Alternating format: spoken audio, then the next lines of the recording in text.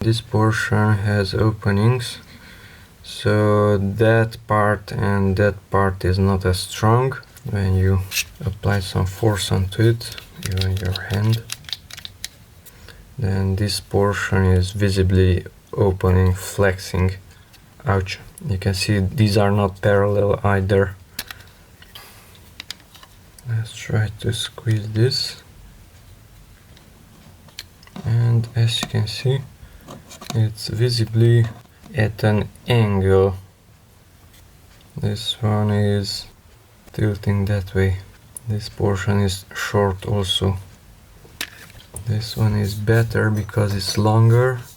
It cannot incline to a certain angle, but this, since it's short, it can much easier incline.